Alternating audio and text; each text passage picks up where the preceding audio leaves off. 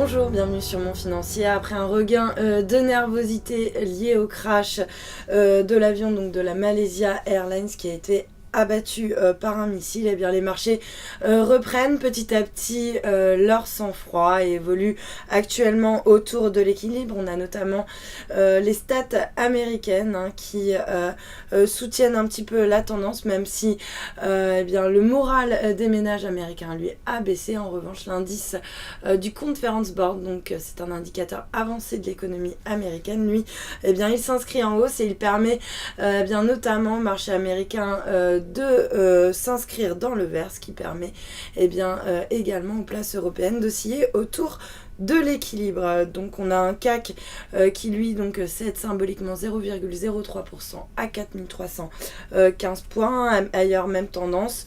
Francfort qui sous-performe quand même avec une baisse de 0,5% puisque l'Allemagne est particulièrement exposée à l'économie russe. Du côté des valeurs, et bien Alcatel-Lucent reste en tête du CAC, toujours soutenu par les bons résultats d'Ericsson. À noter également Accor qui est plutôt bien orienté après avoir dévoilé donc ses résultats du deuxième semestre. En fait, c'est les perspectives qui ont plu au marché puisque le groupe estime que son activité devrait rester bien orientée au cours du second semestre, à l'exception de la France quand même, où le groupe réalise 35% de ses ventes. Et puis lanterne rouge, on a Renault qui subit des prises de bénéfices sur le SBF 120.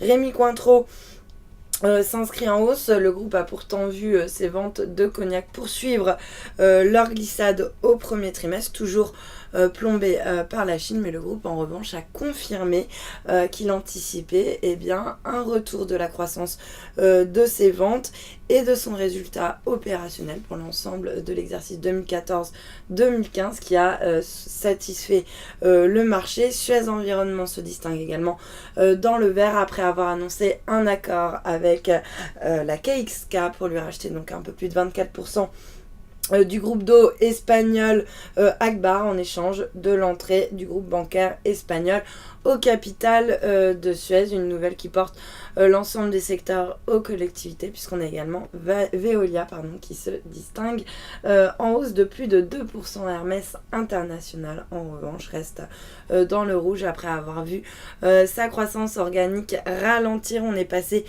sous la barre des 10% à cause d'une forte décélération de ses ventes au Japon et aux États-Unis. Et puis sur le marché d'échange, un calme assez relatif avec un euro qui reste stable par rapport au dollar, 1,3516.